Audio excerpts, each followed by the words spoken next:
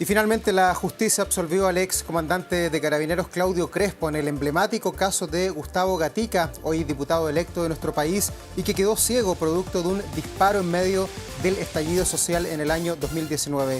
Desde algunos sectores del oficialismo han emplazado al gobierno por el apoyo que se le entregó a la llamada ley Naín Retamal. Queremos profundizar sobre estos temas y para eso vamos a tomar contacto con la diputada del Frente Amplio, Lorena Fríes, también exdirectora del Instituto Nacional de los Derechos Humanos. ¿Cómo le va, diputada? Muy buenas tardes. Buenas tardes, Yerko. ¿Cómo estás? Bueno, ¿cuál es la primera mirada que tiene usted sobre el veredicto que entregó la justicia durante esta jornada? Bueno, lo primero es decir que este es un primer paso en la justicia, no está todo dicho, y en ese contexto lo que voy a dar es una opinión. Sin duda, y para prevenir cualquier tipo de cosa, los fallos se cumplen y eso tengo total claridad, pero tengo una opinión crítica respecto a este fallo. Que dice relación con el mérito que me he podido hacer en este par de horas y respecto de un resumen que en el fondo se establece la aplicación de la legítima defensa privilegiada en el caso del señor Crespo en relación a un contexto que aparece como amenazante y violento y no necesariamente respecto de la persona de Gustavo Gatica. Y en ese caso, y esa es mi crítica a este fallo, tiene más que ver con un juicio al estallido social que a la conducta que se cometió contra Gustavo Gatica por parte de un agente del Estado. Aquí evidentemente se aplica la ley Naín Retamal, eso lo dice el resumen del fallo, y se aplica en función del 10 número 6 de la ley de Naín Retamal, hablando justamente del cumplimiento en el uso de la fuerza de principios como el de necesidad, legalidad y proporcionalidad.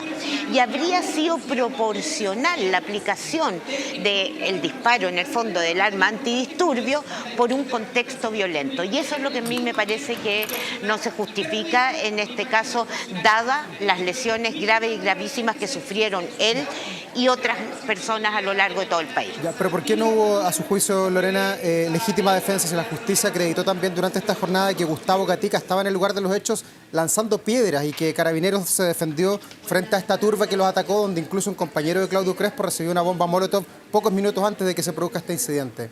Sí, pero la proporcionalidad no es respecto del todo, es respecto de la persona a la que se pretende resistir la agresión.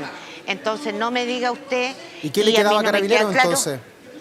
Carabineros tiene distintas etapas y en eso, y además estaban ahí premunidos de distintas armas y eso no justifica incluso el disparo desde la mitad del cuerpo hacia arriba, que es otra de las cuestiones que está prohibida en materia de uso de armas antidisturbios. ¿Usted no ve ninguna responsabilidad en el propio Gustavo Gatica por estar en ese lugar tirando piedras a Carabineros, que era la fuerza del Estado en ese lugar, para intentar reponer el orden público? No me queda claro que él estuviera tirando piedras. Lo dijo la justicia hoy día. Lo dijo la justicia, no lo digo yo. No lo digo yo, diputada. La justicia dice que acreditó que Gustavo Gatica estaba lanzando piedras. Lo dijo la justicia en la tarde, no soy yo. Ya, no, si no le critico que me repita el fallo, por cierto. Y como le digo, es una opinión. Yo creo que es desproporcionado el arma de un antidisturbio frente al uso de piedra. Y con ello, perdón, no estoy justificando el lanzamiento de piedra. Estoy diciendo que el resultado del arma antidisturbios dejó a una persona sin visión para toda su vida. Y eso tiene que ver con eso, con la relación que hay entre lo que uso para defenderme de una agresión y la agresión misma. Ya, respecto a la aplicación de la ley Naín Retamal, hay varias personas que han sido críticas, colegas suyos parlamentarios también del oficialismo. ¿Cuál es la visión que tiene usted respecto a la aprobación de esta ley que fue muy criticada en su momento, que además, recordemos, se promulgó luego del asesinato de 3 carabineros prácticamente en una semana? Usted puede revisar mi votación y yo voté en contra de esa ley y peleé porque no existiera la legítima defensa privilegiada para las personas que fueran carabineros, estuvieran en su cargo, porque me parecía que ya el Código Penal tenía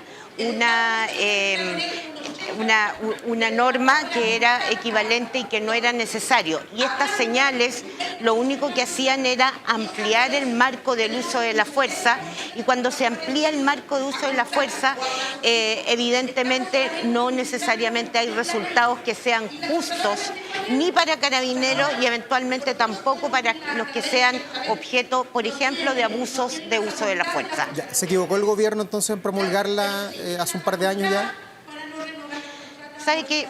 Yo no creo que ese sea el tema, porque el gobierno estaba previendo normas, digamos, para toda la población, y había una mayoría que estaba en eso, y ellos pasaron, digamos, recogieron eso y lo tiraron. Yo me manifesté en contra, y muchos compañeros míos del Frente Amplio también, porque estas son las situaciones que estamos viendo hoy día, no solo en Chile, en todo el mundo. Cuando se amplía el marco de uso de la fuerza, generalmente eso termina en abuso policial, y eso no le hace bien a Carabineros de Chile. Diputada, ¿qué impacto puede tener esta resolución de la justicia, que además fue unánime a la hora de absolver al comandante Claudio Crespo, en el futuro de otras investigaciones que también involucran a Carabineros y que también son parte de lo que denominamos el estallido social? No, mire, aquí lo primero es que los propios jueces hacen una crítica al Ministerio Público y al arsenal jurídico y de pruebas que presentó. Y ahí hay una falla del Ministerio Público que yo supongo que se mejorará en una segunda instancia, porque lo que debiera pasar es que esto es el primer paso de varios para agotar todas las instancias respecto de revertir este fallo.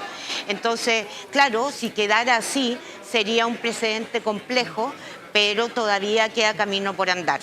¿Y qué opinión tiene usted sobre la fiscal Chong, que es la que ha llevado adelante, una de las fiscales que ha llevado adelante este caso, y también el del cabo Zamora, que va a ser compañero suyo además ahí en el Parlamento a contar del 11 de marzo? ¿Qué mirada tiene usted sobre el trabajo de ella, que ha sido acusada de ser una activista política y de tener prejuicio a la hora de investigar? Yo no suelo atacar por sesgo a ningún funcionario, ni del Ministerio Público ni del Poder Judicial, porque son los hechos y las pruebas los que van marcando el derrotero de los fiscales que están a cargo de las causas. Suelo cuidarme mucho de eso, porque hoy día lo que uno critica para un lado se critica para el otro también, y en ese sentido prefiero, digamos, sostener que son las instituciones las que deben funcionar, y por eso le dije desde un principio que los fallos se respetan. No obstante, yo tengo un juicio crítico respecto de este primero y de este primer paso, que es cómo se trató y cómo se litigó en la Corte. Ya, pero ¿no siente usted que hay una persecución en contra de Carabineros? Y traigo a colación las palabras que entregaba esta mañana el abogado Ortustegui, que defendió al comandante Crespo. Él decía que había una persecución de parte de la justicia en varios juicios, en el del cabo Zamora, en este. También recordemos que el ex general director también está enjuiciado, algo que no ha terminado todavía. ¿Usted no ve que hay quizás una mirada prejuzgada en torno a la actuación de Carabineros en aquellos días? Yo lo que le preguntaría entonces a usted, ¿qué sería una mirada no prejuzgada? Que partamos de la base de que nunca hay un abuso de poder por parte de un funcionario o un agente del Estado. Eso no pasa en ninguna parte del mundo. Por eso se requiere la justicia, y por algo están las personas que están ante la justicia, y en la medida que avance la justicia se sabrá si es un juicio de inocencia o de condena. Yo confío en las instituciones judiciales, y no está toda la institución de Carabineros bajo la justicia. Son personas que en contextos determinados fueron denunciados por la comisión de ciertos actos de violencia que aluden a un uso desproporcionado de la fuerza. ¿Qué herramientas le quedan hoy día a Gustavo Gatica y también al Instituto Nacional de Derechos Humanos, que fue uno de los querellantes en esta causa? Le queda la apelación, seguramente algún par más de recursos de revisión, de casación, digamos, no sé tan claro, pero apelación sí. Y una vez que se agoten los recursos a nivel nacional, yo creo que lo que corresponde o podría corresponder es la presentación de este fallo a el Sistema Interamericano de Protección de Derechos Humanos, no para una revisión del contenido del juicio, sino sino que para ver si se han violado ciertas garantías fundamentales que son propias del debido proceso o incluso, digamos, de valoración de la prueba. Diputada, y desde el punto de vista un poquito más político, ¿puede este fallo, por lo emblemático que ha sido este caso, además, de alguna manera polarizar a nuestro país, romper la paz social que hemos tenido en los últimos meses? Yo creo que fallos así, y en la medida que frente a un caso tan emblemático como es el de Gustavo Gatica, efectivamente no generan, porque ya está polarizada la sociedad chilena, sino que más bien nutren esa polarización. Y por eso que es importante mantener la calma, hacer un juicio racional de la crítica que uno puede hacerle a este fallo y evidentemente, en mi caso, sugerir que esto siga en una apelación, porque de confirmarse un fallo así, lo único que estamos haciendo es consolidar esta polarización existente o supuestamente existente, a propósito de lo que usted decía, que era que había una especie de persecución contra Carabineros. Nada más lejos de eso. Lo que sí es que queremos que una institución como Carabineros funcione bien, funcione en base a reglas y respetando los derechos humanos de todos los chilenos y chilenas. Ya, diputada, y a la luz de lo que fue el estallido social, han pasado 6 años, quizás un poquito más. Hoy día el fallo de la justicia, que fue muy extenso, además el fallo no es usual que se extienda tanto una lectura de los argumentos de los jueces, tocaron varios puntos que han marcado a la sociedad chilena durante el último tiempo, y uno decía que los jueces reprochaban a los manifestantes agresivos, y ahí uno se pregunta si es que quizás hubo una romantización de las protestas en aquellos años o no. No, para nada. O sea, yo reprocho y he reprochado toda mi vida la violencia, digamos, en el contexto de manifestación. A la vez, lo que hago es también reforzar la necesidad de que el derecho a manifestación sea una garantía que tienen todos los chilenos para reclamar por distintas cuestiones. Y en ese sentido, yo por lo menos no tengo romantización alguna. Insisto, la movilización pacífica es un derecho constitucional que además es vertebrante de la vida democrática. Así que no me siento interpelada por algo así. Ya, pero el Poder Judicial se excede en hacer esta crítica o esta lectura de lo que pasó en Chile en octubre del 2019. O sea, yo creo que no necesariamente en ese caso, pero sí me parece que lo que hay es un poco en este desarrollo, hay un juicio de valor sobre el estallido social que no me parece que sea o debiera ser el centro de un fallo. Como le decía al principio, lo importante acá es juzgar una conducta cometida por un agente del Estado respecto de una persona civil. Eso independientemente de que el clima político era francamente violento. Eso nadie lo puede desdecir, pero yo no puedo juzgar a alguien por el clima político del momento, tengo que juzgarlo por hechos. Si no hubiera existido la ley Naim Retamal a enero del 2026, que es cuando hemos conocido este caso, ¿habría sido distinta la resolución de la justicia? Le pregunto su punto de vista como abogada y también como exdirectora del INDH, que en varias oportunidades estuvo también enfrentando juicios. Si la justicia no tuviera a la mano la ley Naim Retamal, ¿habría sido distinto el fallo de hoy? La señal habría sido distinta a todo el país. Ya. ¿En qué sentido, diputada? En el sentido que estaríamos aplicando seguramente la legítima defensa establecida en el Código Penal, que también es una presunción, pero que no refiere, digamos, a marcos específicos para Carabineros de Chile, o ya sea que estén en cumplimiento de sus funciones o en su cargo. Y creo que el haber adelantado ese juicio en la Naim Retamal, el haber puesto a las personas a favor o supuestamente en contra de Carabineros, cuestión que hizo la derecha en este país, nos hizo mucho daño. ¿Golpea este fallo, diputada, la imagen también del Instituto Nacional de Derechos Humanos, que además ha estado en el centro allí del debate a partir de la asunción de José Antonio Kast, que ha dicho que va a revisar el financiamiento y el funcionamiento de ese instituto? No creo que golpee el fallo al INDH, porque lo que le corresponde al INDH frente a una denuncia de violencia por parte de un agente del Estado es recoger un mínimo de antecedentes y representar a las víctimas.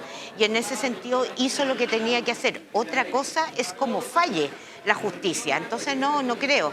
Y distinto es lo que quiere hacer José Antonio Castro, lo que ha dicho Kaiser respecto del Instituto Nacional de Derechos Humanos, que pareciera que creen que es una creación como medio diabólica aquí en Chile, y la verdad es que existe en todo el mundo y es para reforzar el carácter de garantía que debe dar el Estado a los derechos humanos en el mundo y obviamente en los países en particular. Diputada, y a propósito de José Antonio Kast, que asume el próximo 11 de marzo, hoy día en la mañana escuchaba a varios parlamentarios que acompañaron al comandante Crespo al juicio y decían que le van a solicitar a José Antonio Kast que indulte a Patricio Maturana, que es el capitán que, recordemos, está acusado y sentenciado a 12 años por dispararle a Fabiola Campillay, senadora de la República hoy día.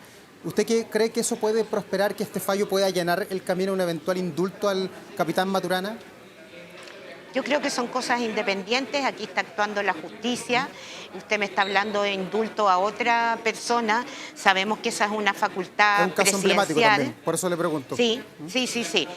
Yo esperaría que no, pero por dos razones. Una, que estoy en contra de la existencia de la institución del indulto, porque choca con la idea de separación de poderes y después de que se manifiesta un tribunal de justicia de alto nivel, la Corte Suprema, me parece extraño que un presidente de la República pueda diluir todo ese proceso judicial. Eso por un lado.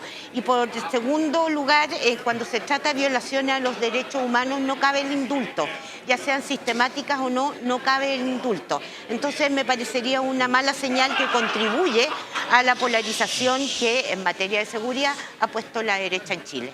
Diputada Lorena Frías, le agradecemos esta entrevista, que haya hecho un alto. Además, hay harto trabajo ahí en el Congreso con muchos proyectos que se han presentado en las últimas horas, así que gracias por la gentileza de atendernos.